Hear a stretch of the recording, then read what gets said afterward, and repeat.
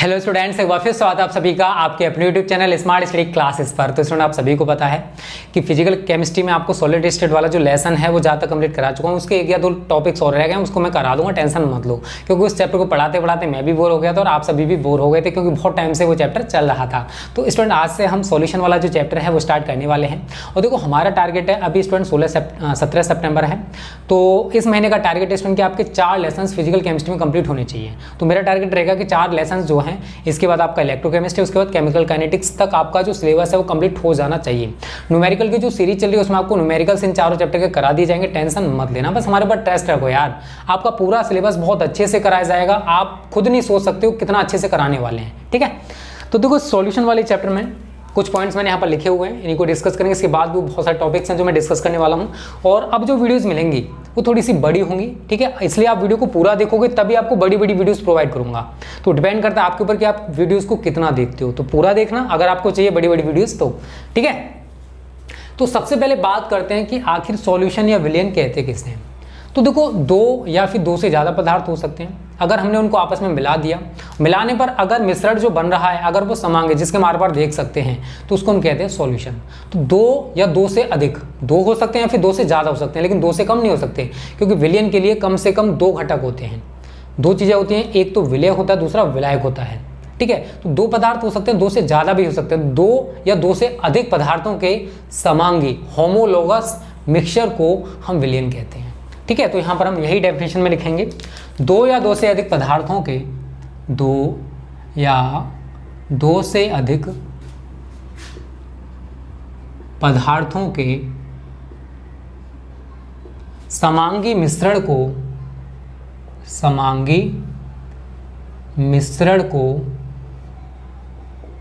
विलयन कहते हैं, ठीक है। सिंपल सी डेफिनेशन है जो आप पढ़ते आ रहे हो अब तक, ठीक है। अगर 2 या 2 से ज़्यादा पदार्थ हैं और उनका समांगी मिश्रण बन रहा है तो उसको हम सॉल्यूशन या विलयन कहते हैं। फॉर एग्जांपल, नमक का जलीय विलयन, नमक का जलीय विलयन, ठीक है।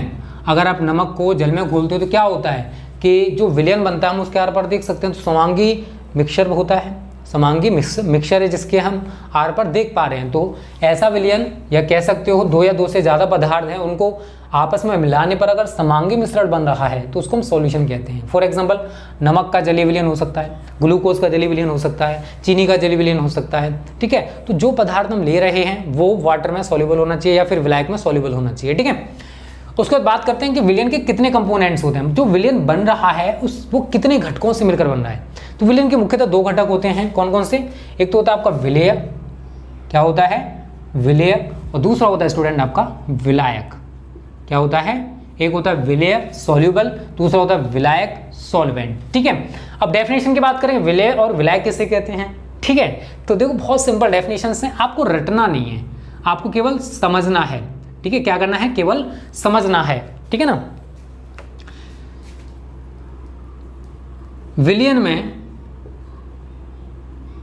विलयन में वह पदार्थ जो अपेक्षाकृत कम मात्रा में रहता है, जो अपेक्षाकृत, किसके अपेक्षाकृत बताओ?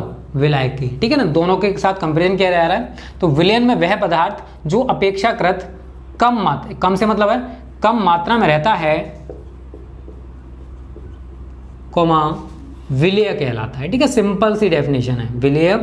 बहुत जगह आपको अलग अलग डेफिनेशंस मिलेंगी, ठीक है। तो यार डेफिनेशन तो बनाई जाती हैं, जैसे चाहते हो वैसे बना सकते हो, जो आपको सूटेबल लगे, जो आपको इजी लगे वो बना सकते हो। तो विलयन है, उसमें वह पदार्थ जो अपेक्षाकृत कम मात्रा में रहता है। अब देखो, हमने क्या किया, चीनी ली और उसको पानी में घोल दिया। अब चीनी की मात्रा ज़्यादा होगी तो क्या वो पानी में घुल पाएगी? नहीं घुल पाएगी ना। तो जिसको हम घोलना चाहते हैं, तो जो हमारा विलेय है उसकी मात्रा तो कम ही रहेगी। तो विलयन में वह पदार्थ जो अपेक्षाकृत कम मात्रा में रहता है, किसके अपेक्षाकृत? विलायक के। तो हम यहाँ पर कंपैरिजन करा रहे हैं विलेय और विलायक का। तो यहाँ पर हमने यही डेफिनेशन में लिखा है कि विलयन में वह पदार्थ जो अपेक्षाकृत कम मात्रा में रहता है उसको हम विलेय कहते हैं या फिर सॉल्युबल कहते हैं, ठीक है। फॉर एग्जाम्पल, अगर मान के चलो आपके पास यहाँ पर 1 लीटर जल है, 1 लीटर जल है, उसमें हमने चीनी घोल दी, तो चीनी कमी तो घोलोगे तभी तो वो घुलेगी। यहाँ पर आपकी वो 250 ग्राम हो सकती है। तो यहाँ पर 250 ग्राम मात्रा जो है वो 1 लीटर की अपेक्षा कम है। तो यही तो बोला है, विलयन में वह पदार्थ जो अपेक्षाकृत, किसके की अपेक्षाकृत, उस विलायक की अपेक्षाकृत कम मात्रा में रहता है, उसको विलय कहते हैं। यहां पर आप सेम डेफिनेशन बनाओगे, अपेक्षाकृत अधिक, बस इतना सा अंतर करोगे। तो यही मैं लिखूंगा, विलयन में वह पदार्थ जो अपेक्षाकृत अधिक मात्रा में रहता है, अधिक मात्रा में रहता है, कोमा विलायक कहलाता है, विलायक कहलाता है। क्लियर है सभी को, कोई दिक्कत नहीं है। तो विलयन में वह पदार्थ जो अपेक्षाकृत, किसके अपेक्षाकृत, विलय के अपेक्षाकृत अधिक मात्रा में हुआ, उसको हम क्या बोलेंगे, विलायक या सॉल्वेंट। क्लियर है, यहां तक कोई दिक्कत नहीं होगी। अब यहां पर मैंने नोट पॉइंट लिखा, उसका रीजन है, अगर सपोज करो जो हमने दोनों घटक लिए हैं, विलय और विलायक, अगर ये दोनों ही द्रव अवस्था में हो, अगर दोनों ही द्रव अवस्था में हो, तो उस कंडीशन में हम किसको विलय और किसको विलायक कहेंगे। तो समझने की कोशिश करना, अगर दोनों घटक हमारे द्रव अवस्था में हैं, तो जिसकी मात्रा कम होगी उसको तो हम बोलेंगे विलय, और जिसकी मात्रा अधिक होगी उसको विलायक कहा जाएगा। अब यहां पर समझने का प्रयास करना, जो मैं आपको समझाना चाहता हूं। वैसे यहां पर मैं थ्योरी लिखूंगा, चलो। यदि विलयन के दोनों घटक, दोनों कंपोनेंट्स द्रव अवस्था में हो, द्रव अवस्था में हो, तो जिस घटक की मात्रा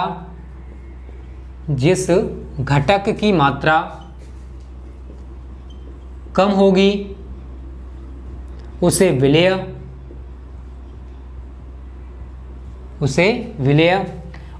कहेंगे, उसे विलय कहते हैं।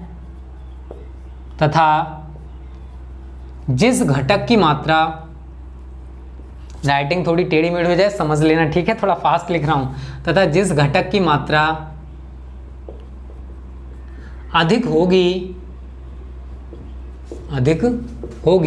उसे विलायक कहते हैं, उसे विलायक कहते हैं। अब देखो, इसको समझने का प्रयास करना, मैं आपको बहुत अच्छे से समझाऊंगा। देखो, सपोज करो 1 लीटर है हमारे पास जल, क्या है, वाटर, और 250 ml है हमारे पास एथिल अल्कोहल C2H5, जिसको शराब भी कहा जाता है। अब हमने क्या किया, इस 250 ml एथिल अल्कोहल को 1 लीटर में जल में घोल दिया, तो विलयन बन जाएगा। लेकिन यहाँ पर दोनों ही क्या है, वाटर भी द्रव है और जो एथिल अल्कोहल हमने ले रखा है वो भी द्रव है। अब मैं आपसे पूछूंगा कि अगर ये दोनों द्रव हैं तो किसकी मात्रा कम है, चलो बताओ, खुद देखो, 250 ml और 1 लीटर, तो इसकी मात्रा क्या है, कम है। तो ये क्या हो जाएगा स्टूडेंट, हमारे यहाँ पर सॉल्यूबल होगा, विलय होगा, और इसकी मात्रा ज़्यादा है तो ये हमारा वाटर क्या है, सॉल्वेंट होगा।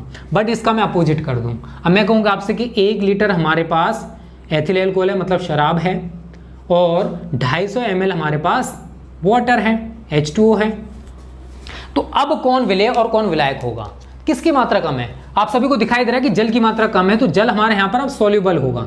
ये मत समझना कि हर एक कंडीशन में जल जो है वो विलायक का ही काम करेगा, वो यहाँ पर विलय का काम करेगा। और यहाँ पर किसकी मात्रा ज्यादा है, एथिल अल्कोहल की, तो ये हमारे यहाँ पर सॉल्वेंट होगा। तो याद रखना, मैंने यहाँ पर समझा दिया है, यदि विलयन के दोनों घटक द्रव अवस्था में हों तो जिस घटक की मात्रा कम होगी उसे हम विलय कहते हैं, तथा जिस घटक की मात्रा अधिक होगी उसे विलायक कहा जाता है। तो यहाँ तक आपको सब कुछ क्लियर है। विलयन किसे कहते हैं, 2 या 2 से अधिक पदार्थों का जो समांगी मिश्रण है उसको विलयन कहते हैं। जैसे नमक का जलीय विलयन, आपका सुक्रोज का जलीय विलयन हो सकता है, चीनी का जलीय विलयन, या फिर ग्लूकोज का जलीय विलयन हो सकता है। तो जो भी ठोस हैं, देखो सभी ठोस हैं, आप चीनी ले लो, नमक ले लो, सभी ठोस होते हैं। जो भी ठोस सोल्यूबल हैं उनको हम यहाँ पर घोलकर विलयन बना सकते हैं, ठीक है। अगर हम बात करें कि कंपोनेंट्स कितने होते हैं सॉल्यूशन के, तो 2 कंपोनेंट्स होते हैं, एक विलय एक विलायक। अब किसको विलय कहते हैं वो मैंने आपको यहाँ बता दिया, किसको विलायक कहते हैं वो मैंने यहाँ पर बता दिया, और दूसरा मैंने यहाँ पर नोट पॉइंट क्लियर करा दिया। यहाँ तक सब कुछ क्लियर है, तो जल्दी से इसका स्क्रीनशॉट ले लो, ठीक है, नहीं तो आप पूरे का स्क्रीनशॉट लेना, कुछ टॉपिक्स और मैं इधर डिस्कस करने वाला हूँ, ठीक है। इसको मिटा देते हैं। अब देखो, अगर हम कहें कि सांद्रता के आधार पर विलयन कितने प्रकार के होते हैं, तो सांद्रता के आधार पर विलयन जो है स्टूडेंट वो 2 प्रकार के होते हैं। कितने प्रकार के, 2 प्रकार के। कौन कौन से, पहला होता है आपका तनु विलयन, और दूसरा होता है आपका सांद्र विलयन, सांद्र विलयन। ठीक है, अब किसे तनु विलयन का है और किसे सांद्र विलयन का है? तनु विलयन को इंग्लिश में कहते हैं डाइल्यूट सॉल्यूशन, डाइल्यूट सॉल्यूशन, और सांद्र विलयन को कहते हैं कंसंट्रेशन, सांद्र को कहते हैं कंसंट्रेशन सॉल्यूशन। डेफिनेशन कैसे बनाओगे यार? देखो बहुत ही सिंपल है, कुछ भी नहीं है यार, आप जैसे चाहो वैसे डेफिनेशंस बना सकते हो। यदि किसी विलयन के प्रति एकांक लीटर में विलय की सांद्रता कम हो तो उसको कहते हैं हम लोग डाइल्यूट सॉल्यूशन बनेगा। मैं आपको समझाने का प्रयास करूंगा कि सपोज करो इसमें हमने 1 लीटर जल ले रखा है। कितना ले रखा है? 1 लीटर हमने इसमें जल ले रखा है। अगर मैं इसमें केवल और केवल 50 ग्राम चीनी घोलूं, कितने? 50 ग्राम चीनी घोलूं, घोल दी, तो अब 50 ग्राम जो है वो 1 लीटर की अपेक्षा बहुत ज्यादा कम है, बहुत ज्यादा कम है, नहीं कम, तो यहां पर जो सॉल्यूशन बनेगा वो हमारा डाइल्यूट सॉल्यूशन ही होगा। अगर मैं आपसे कहूं कि 50 की जगह मैंने यहां पर कर दी 500 ग्राम चीनी, तो अब जो विलयन बनेगा, क्योंकि इसमें हमने विलय की सांद्रता को बढ़ा दिया, तो अब जो सॉल्यूशन बनेगा वो हमारा सांद्र विलयन होगा। एक चीज और, अगर तनु विलयन है, अगर चीनी कम घोली है, चाशनी नाम सुना है? चाशनी क्या है? हमारा एक सांद्र विलयन होगा। क्या होगा? सांद्र विलयन। ठीक है, और अगर आपने पानी लिया, थोड़ी सी उसमें चुटकी भर थोड़ा बहुत आपने चीनी डाल लिया, फिर आपने घोला, तो वो हमारा तनु विलयन बनेगा। ठीक है, चाशनी हमारा सांद्र विलयन है। फॉर एग्जाम्पल आपको समझाने के लिए बता रहा हूं कैसे क्या होता है। ठीक है, तो आप डेफिनेशन में भी यही लिखोगे। ठीक है, क्या लिखोगे? यदि विलयन के प्रति एकांक लीटर में विलय की सांद्रता, चलो मैं लिख ही दे रहा हूं, विलयन के प्रति एकांक लीटर में विलय की सांद्रता कम हो, विलय की सांद्रता कम हो, तो ऐसा विलयन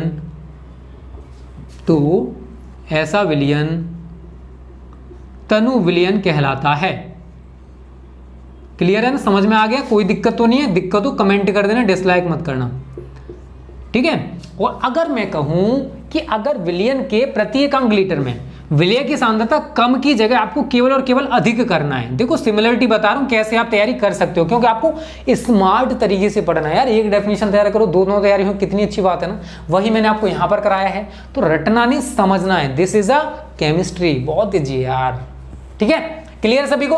तो आप जैसे मैंने तनु विलयन की डेफिनेशन लिखे ना, वैसे ही आप यहां पर इसको सांद्र विलयन की डेफिनेशन बना सकते हो कि विलयन के प्रति एकांक लीटर में विलय की सांद्रता अगर अधिक हो तो ऐसा जो विलयन है वो सांद्र विलयन कहलाता है। ठीक है, डाइल्यूट सॉल्यूशन और कंसंट्रेट सॉल्यूशन।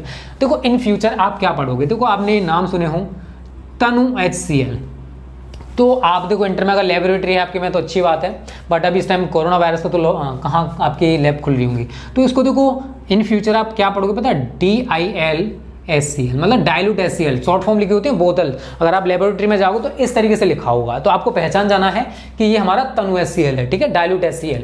और अगर कंसंट्रेट है तो क्या लिखा हो? कंस HCl। तो बच्चे इसको कंस पढ़ते हैं, क्या पढ़ते हैं? कंस।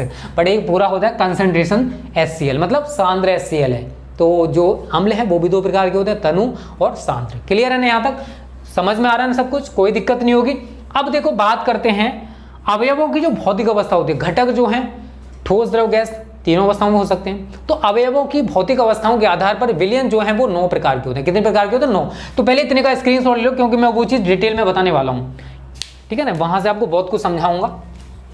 इतने का स्क्रीनशॉट लो, इसको मैं मिटा देता हूँ। अब आपको हर टॉपिक पढ़ाऊंगा, टेंशन मत लेना। जो भी टॉपिक बोर्ड परीक्षा में आएगा हर टॉपिक आपको पढ़ाया जाएगा। ठीक है, इस चीज से बेफिक्र रहो कि कोई भी टॉपिक स्किप करवाया जाएगा। ठीक है, तो बस आप सभी मेहनत करते रहो, तभी आप बोर्ड परीक्षा में अच्छा स्कोर कर पाओगे। बिना मेहनत के अच्छा स्कोर नहीं होगा। ठीक है ना? चलो समझो। अब देखो जो घटक हैं उनके आधार पर हमने भौतिक अवस्था के आधार पर विलयनों को 9 प्रकारों में बांटा है। यहां पर मैं एक एक एग्जाम्पल लेके आपको समझाऊंगा। यहां पर हम लिखते हैं विलेय, यहां हम लिखते हैं विलायक, और यहां हम लिखते हैं उसका एग्जाम्पल। ठीक है, ये 3 कैटेगरी में बनाऊंगा। पहला स्टूडेंट गैस। विलेय हमारा क्या है? गैस है, और विलायक भी क्या है? गैस है। अगर विलेय गैस हो और विलायक भी गैस हो तो उसका एग्जाम्पल आप सभी के सामने दिखाई दे रहा है वायु। क्या है? वायु। वायु क्या है एक चीज बताओ। वायु जो बहुत सारी गैसों का मिश्रण है, बहुत सारी गैसों का मिक्सचर है। तो इसमें कोई भी गैस विलेय हो सकती है और कोई भी गैस विलायक हो सकती है। तो गैस में क्या बन रहा है? मिक्सचर बन रहा है, मिश्रण बन रहा है, जिसको हम कह सकते हैं एक प्रकार का विलयन ही बन रहा है। क्या बन रहा है? एक प्रकार का विलयन ही बन रहा है। तो अगर गैस में विलयन है तो उसका एग्जाम्पल मैंने यहां पर लिखा है वायु। क्या लिखा है? वायु। तो पहले टाइप का हमारा सॉल्यूशन ये हो जाएगा, जो कि हमने किस पर डिवाइड, किसके आधार पर बांटा है? अवयवों की भौतिक अवस्था के आधार पर। विलयन 9 टाइप्स के होते हैं। दूसरा पॉइंट, अगर विलेय हमारा गैस है, विलेय क्या है? जिसको हम घोल रहे हैं वो क्या है? गैस है। और विलायक हमारा स्टूडेंट क्या है? द्रव है। क्या है? द्रव। तो यहां पर एग्जांपल है जल में CO2।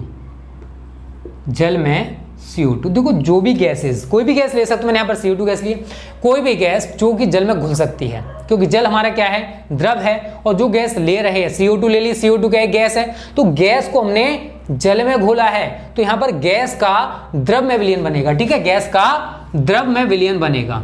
तो उसका एग्जांपल है आपका जल में CO2। तो अगर हमने CO2 गैस को जल में घोल दिया तो जो विलयन बन रहा है वो गैस का द्रव में विलयन होगा। क्या होगा? गैस का द्रव में विलयन। CO2 गैस है, जल में घोला, जल क्या है? द्रव है।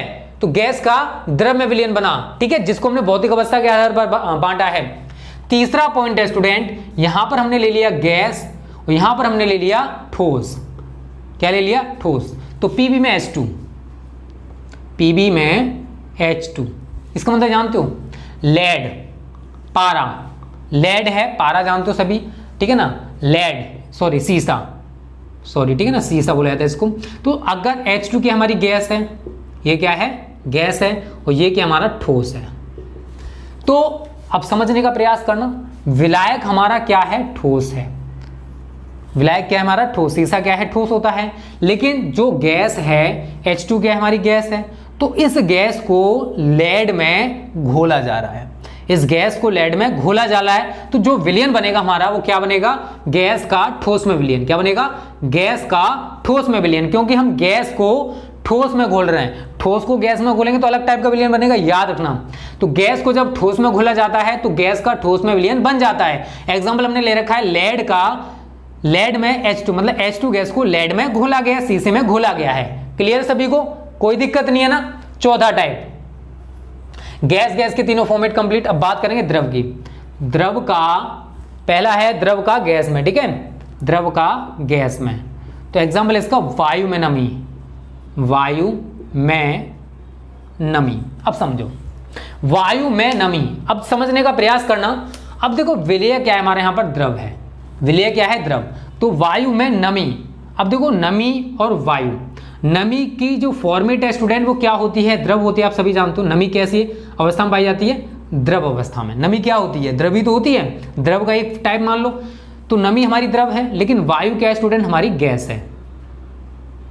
वायु क्या है? हमारी गैस। तो वायु में नमी, तो वायु में नमी को घोला जा रहा है। तो वायु में नमी, तो द्रव को गैस में घोला जा रहा है। वायु में नमी, तो नमी जो है उसको कहां घोला जा रहा है? वायु में। वायु क्या हमारी? गैस है, और गैस हमारे क्या है? विलायक। समझने का प्रयास करना, वायु में नमी, वायु क्या है? गैस, नमी क्या है? द्रव। तो यहां पर हम नमी को वायु में घोल रहे हैं, तो नमी द्रव, और किस में घोल रहे हैं? गैस, जो कि वायु है। क्लियर है ना? चौथा पॉइंट भी क्लियर हो गया। वायु में नमी, नमी क्या यहां पर? द्रव है, जो कि विलेय है। तो विलेय को विलायक में घोला जा रहा है, तो गैस में घोला जा रहा है, गैस की मात्रा भी ज्यादा होगी। क्लियर है सभी को? चलो पांचवा पॉइंट, जो विलेय है वो हमारा द्रव है, और गैस, उसके बाद द्रव। अगला जो पॉइंट हमारा द्रव ही है। तो द्रव का द्रव है वो तो मैं आपको बता ही चुका हूं। जल में एल्कोहल किया तो या एल्कोहल में जल किया तो कोई दिक्कत नहीं। जल में एल्कोहल, जल में एल्कोहल। अब देखो स्टूडेंट, एल्कोहल है, आप सभी जानते हो ये क्या है? द्रव है, और जल भी हमारा क्या है? द्रव है। तो द्रव को द्रव में घोला जा रहा है, तो ये हमारा विलयन बन जाएगा द्रव का द्रव में विलयन। फॉर एग्जांपल जल में एल्कोहल, तो इसको ज्यादा समझाने की जरूरत नहीं है। एल्कोहल है, उसको अगर हमने जल में घोला है तो हमारा द्रव का द्रव में विलयन बन जाएगा, द्रव का द्रव में विलयन। पांचवा पॉइंट क्लियर हो गया। छठा स्टूडेंट, ये तो द्रव ही रहेगा, और ये हमारा आ जाएगा स्टूडेंट गैस। द्रव का, ये छठा पॉइंट चल रहा है हमारा, द्रव का, सॉरी गैस हो गया, द्रव हो गया, ठोस। अब देखो इसका एग्जांपल बहुत ज्यादा सिंपल है, आपने शायद नाम सुना हो। देखो गोल्ड में मरकरी, गोल्ड में मरकरी, गोल्ड में मरकरी या पारा। अब पारा आप सभी जानते हो, पारा एक ऐसी धातु है सिंगल जो कि द्रव अवस्था में पाई जाती है। इसको छोड़कर कोई भी ऐसी धातु नहीं है जो कि द्रव अवस्था में हो। तो इसका फॉर्मेट क्या है? द्रव है। ये क्या है? द्रव है। गोल्ड कैसा होता है आप सभी जानते हो? ठोस होता है। बेशक इसको वो पिघलाकर हम द्रव बना लेते हैं। तो अब हमने क्या किया? द्रव मतलब मरकरी को गोल्ड में घोला जा रहा है। मरकरी क्या है? द्रव है। मरकरी को गोल्ड में घोला जा रहा है। तो मरकरी क्या है? द्रव है यहाँ पर। और ये गोल्ड क्या है? ठोस है। तो ये द्रव का ठोस में विलयन बनेगा। द्रव का ठोस में विलयन, मरकरी को गोल्ड में घोला जा रहा है तो द्रव का ठोस में विलयन हमें प्राप्त हो जाएगा। तो ये छठा टाइप हो गया हमारा। कौन सा टाइप हो गया? छठा टाइप। अब बात करते हैं सातवें टाइप की। सातवां टाइप है, अब यहां पर ये ठोस होगा और ठोस का हमारा यहां पर गैस है ये, ठीक है, ठोस का गैस में। इसका एग्जांपल है वायु में कपूर। वायु में कपूर। अब एक चीज बताओ, समझने का प्रयास करना, मैं जो समझाना चाहता हूं आप सभी को। ठोस, ठोस हमारा क्या है? विलय है। अब इसमें ठोस कौन सा है? कपूर है। तो कपूर हमारा क्या होगा? यहां पर विलय होगा। क्या होगा? विलय।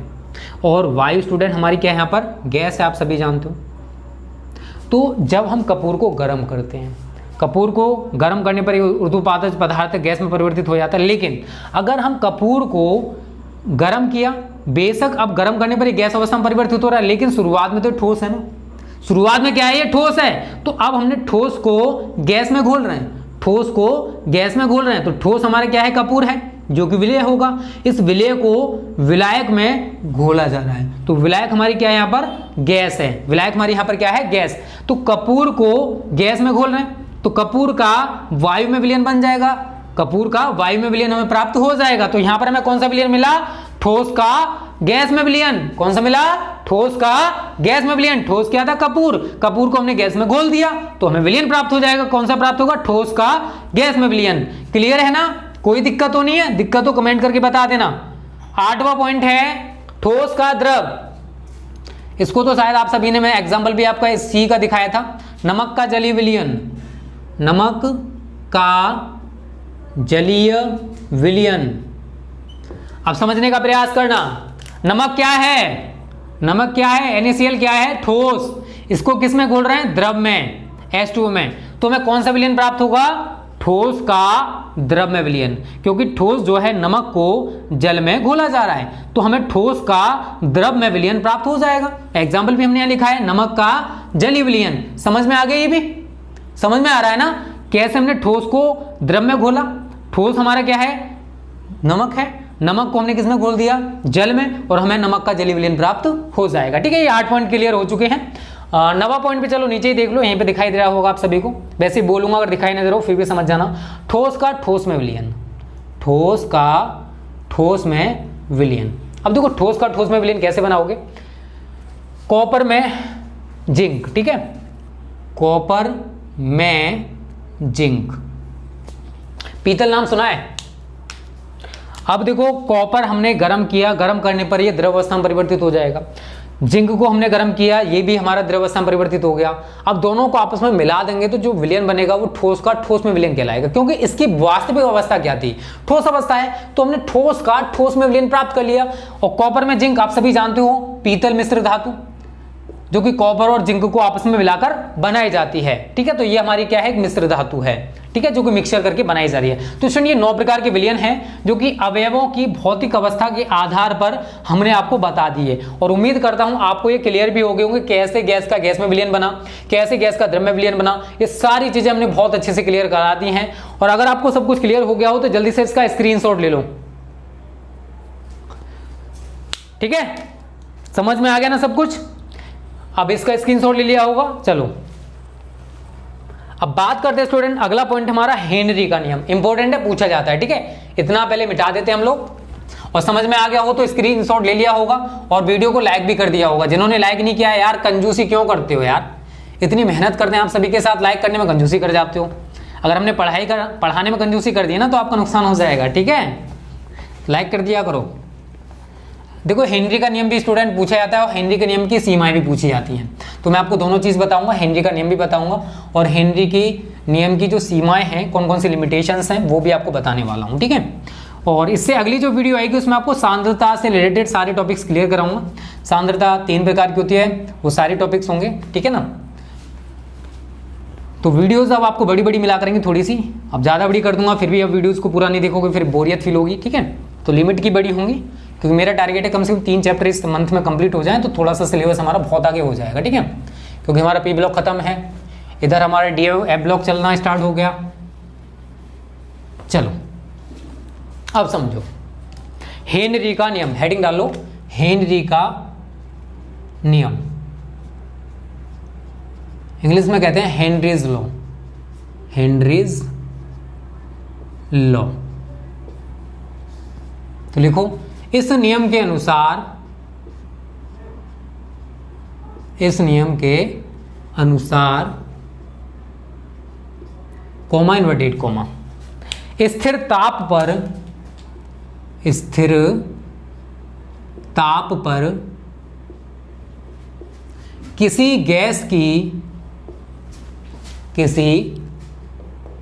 की द्रव में विलेयता, गैस की द्रव में विलेयता गैस के दाब के समानुपाती होती है, समानुपाती होती है, इन्वर्टेड कोमा क्लोज्ड। तो अगर हम कहें कि गैस की द्रव में विलेयता जो है वो m है, मतलब गैस की घुली हुई मात्रा कह सकते हैं जो कि द्रव में घुल रही है गैस की, ठीक है। तो m क्या होगी, घुली हुई गैस की मात्रा, m प्रोपोर्शनल p लिखा जा सकता है। मतलब गैस, किसी गैस की जो द्रव में विलेयता है, या कह सकते हैं गैस की घुली हुई मात्रा, वो गैस के दाब के कैसे, आपको समानुपाती कह सकते हैं, या फिर अनुक्रमानुपाती, या फिर प्रोपोर्शनल। क्लियर है सभी को। अब देखो इसको हटाओगे तो कोई ना कोई कांस्टेंट आएगा, आप सभी को पता है इसको हटाने पर कोई ना कोई कांस्टेंट आता है। तो हमने मान लिया स्टूडेंट कि के आता है, वैसे भी के आता है ज़्यादातर कांस्टेंट में, ठीक है, के पी, जहां एम क्या है,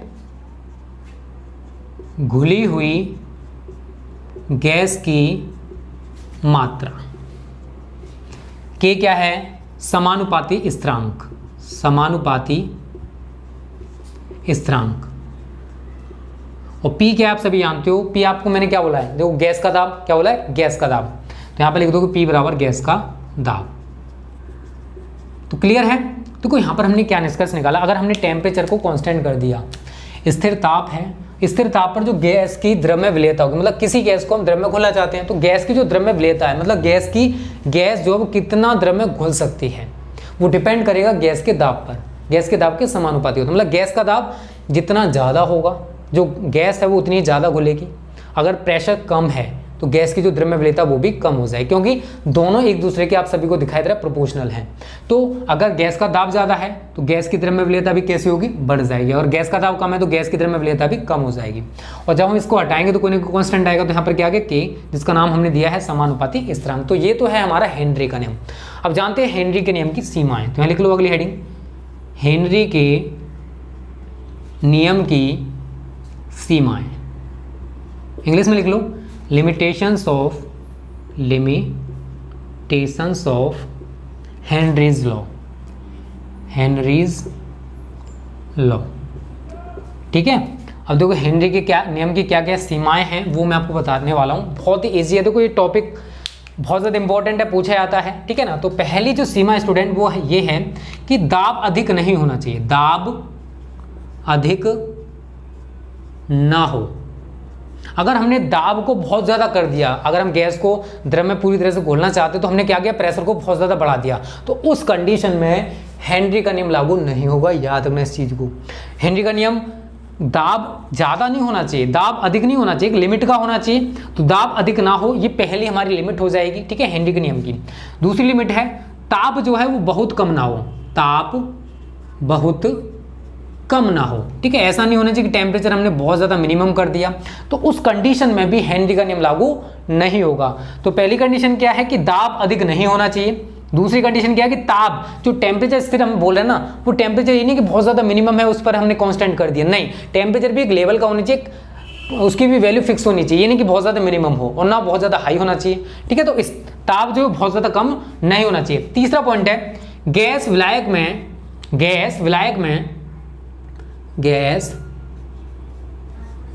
में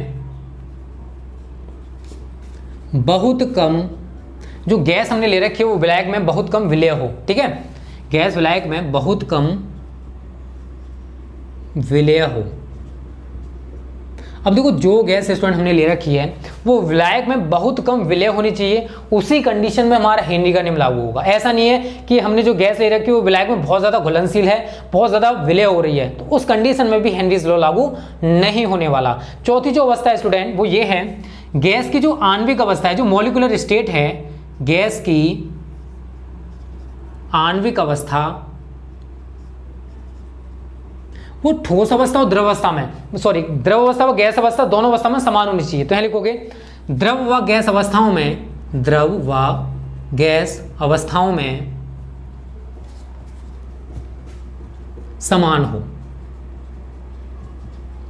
क्लियर सभी को? ये 4 पॉइंट्स हैं जो कि आप सभी को याद रखने हैं। अगर आप ये तैयार कर लेते हो तो आपको पूरा का पूरा हेनरी का नियम और हेनरी के नियम की सीमा, ये सारी चीजें तैयार हो जाएंगी, ठीक है ना स्टूडेंट। तो ये सारी चीजें हैं, नियम आपकी समझ में आ गया, सीमाएं भी आपके समझ में आ गई। पहली सीमा है कि दाब अधिक नहीं होना चाहिए, टेम्परेचर जो है वो बहुत ज़्यादा कम नहीं होना चाहिए, गैस जो हमने ले रखी है वो विलायक में बहुत कम विलेय हो। ऐसा नहीं कि जो गैस हमने ले रखी है बहुत ज़्यादा घुलनशील है, ऐसा नहीं होना चाहिए, तो उस कंडीशन में हमारा ये हेनरी का नियम लागू नहीं होगा। चौथी कंडीशन है, देखो जो गैस की मॉलिक्यूलर स्टेट है, जो आणविक अवस्था है, वो द्रव और गैस दोनों अवस्थाओं में एक जैसी रहनी चाहिए। ऐसा नहीं कि द्रव अवस्था में उसकी मॉलिक्यूलर स्टेट कुछ और है और गैस में उसकी चेंज हो जाए, ऐसा नहीं होना चाहिए, ठीक है। तो द्रव व गैस दोनों अवस्थाओं में कैसी होनी चाहिए? समान होनी चाहिए। तो चारों चीजें अगर फॉलो करती हैं, या फिर कह सकते हैं चारों लिमिट हैं हेनरी के नियम को लागू कराने के लिए, तो ये सारी चीजें आपको क्लियर हो गई होंगी। जल्दी से इसका स्क्रीनशॉट ले लो। तो स्टूडेंट देखो, आज में हमने बहुत कुछ डिस्कस कर लिया, नेक्स्ट वीडियो में आपको बहुत कुछ पढ़ाऊंगा, उस वीडियो को देखना, वो वीडियो थोड़ी सी बड़ी भी रहेगी।